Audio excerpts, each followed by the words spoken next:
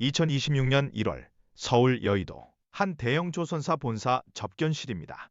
카타르 에너지부 장관이 앉아 있습니다.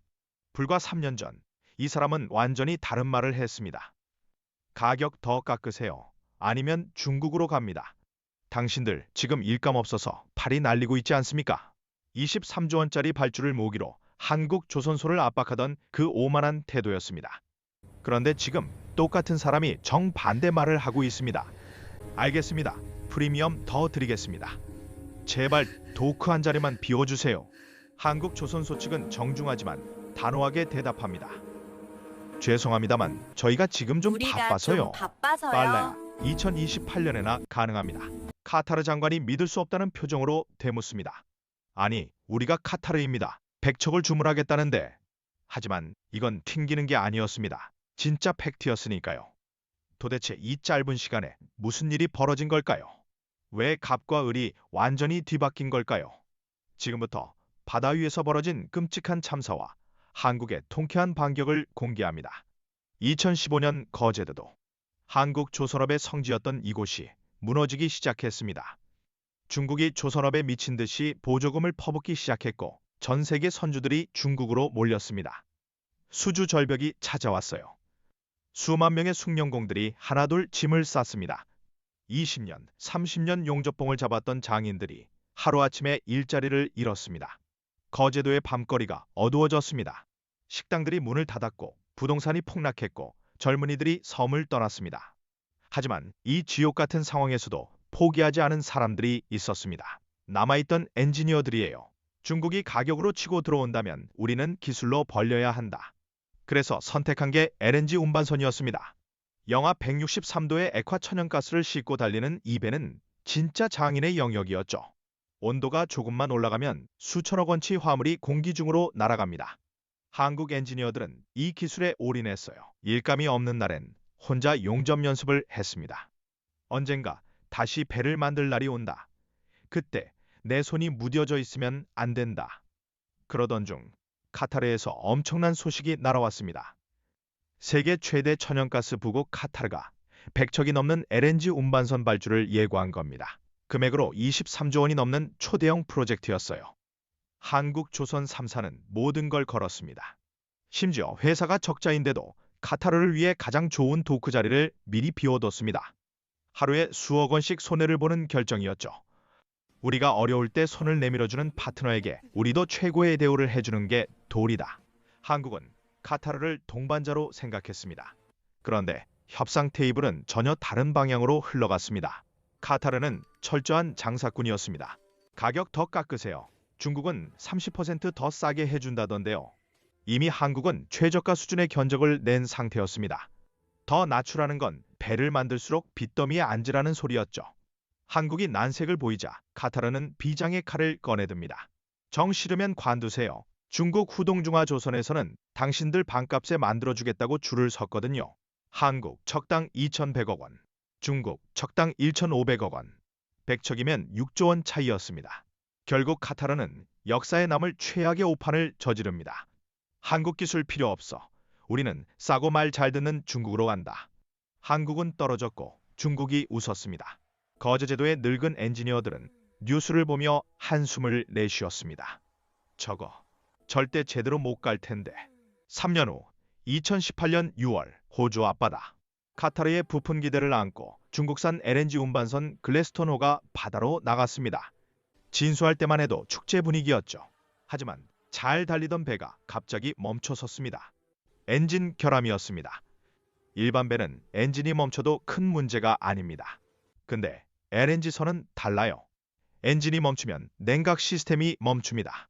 영하 163도를 유지하던 탱크 온도가 올라가기 시작해요. 액체 가스가 기화되면서 부피가 600배로 커집니다.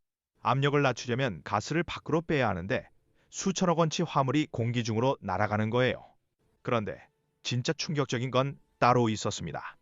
정비팀이 배를 확인하다가 소스라치게 놀랐습니다. 배의 선체 표면이 하얗게 얼어붙어 있었거든요. 콜드 스팟 현상이었습니다. 탱크 안에 있어야 할 영하 163도짜리 가스가 밖으로 새어나온다는 뜻입니다. 배가 안에서부터 얼어 터지고 있었던 거예요. 철은 극저온에서 유리처럼 깨집니다. 골드 스팟이 퍼지면 배 자체가 쪼개질 수 있어요. 타이타닉이 외부 빙산에 부딪혔다면 이 배는 안에서 새어나온 냉기 때문에 스스로 빙산이 되어가고 없던 겁니다. 호주주 정부는 바로 판정을 내렸습니다. 이 배는 바다에 띄울 가치가 없다. 180일 입항 금지. 그런데 한 번이면 사고예요. 2018년, 2023년, 2024년 세 번이나 터졌습니다. 5년 사이에 같은 패턴의 사고가 세 차례나. 전부 같은 계열 조선소 배들이에요. 이쯤 되면 우연이 아닙니다. 구조적인 결함이에요. 그리고 가스는 계속 증발했습니다.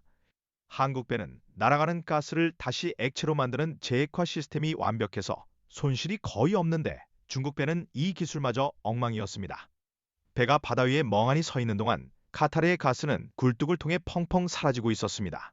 말 그대로 돈을 태워서 하늘에 뿌리고 있는 꼴이었죠. 아니, 배값 500억 원 아끼려다가 가스값으로 수천억 원을 날리게 생겼네.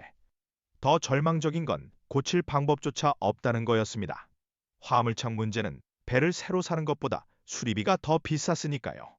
가스 손실, 수리비, 운항지연, 계약 위약금 다 합치면 손실액이 20조 원을 넘어섰습니다. 6조 원 아끼려다 20조 원을 날린 겁니다. 발등에, 아니 온몸에 불이 떨어진 카타르.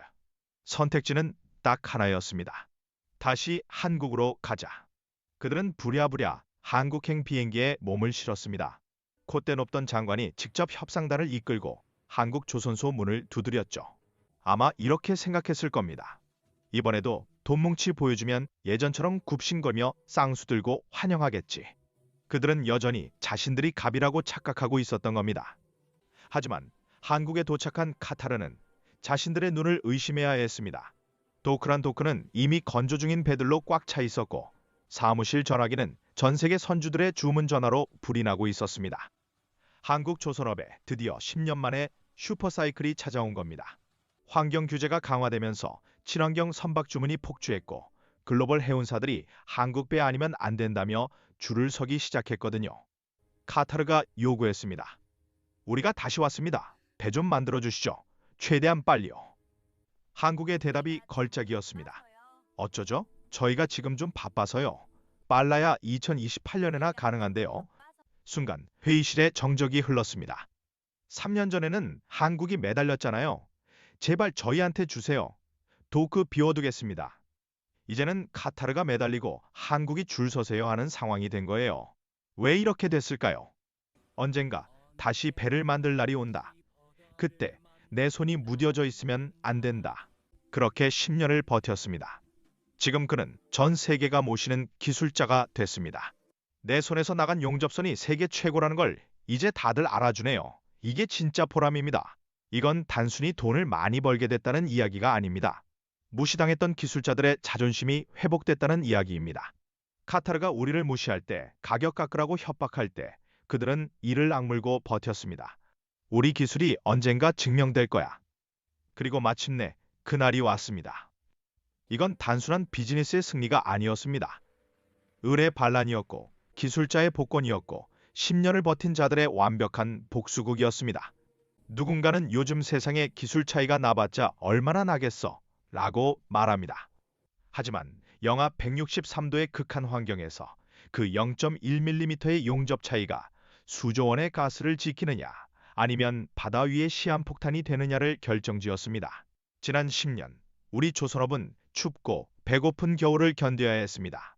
하지만 그 어둠 속에서도 포기하지 않고 묵묵히 실력을 갈고 닦았던 그 끈기가 오늘날 대한민국을 다시 세계 1위의 자리에 올려놓았습니다.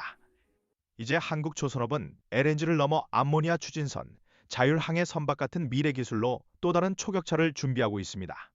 세계가 우리를 필요로 할 수밖에 없도록 만드는 힘. 그것이 바로 진짜 국력입니다. 싼 게 빚이 떡. 이 말이 국가 단위로 증명된 사례입니다. 기술력은 보조금으로 살 수 없어요. 수십 년 경험이 쌓여야 나오는 겁니다. 세계가 한국을 무시했을 때 한국은 기술을 갈고 닦았습니다. 그리고 지금 세계가 한국 앞에 줄을 서고 있어요. 시청해주셔서 감사합니다.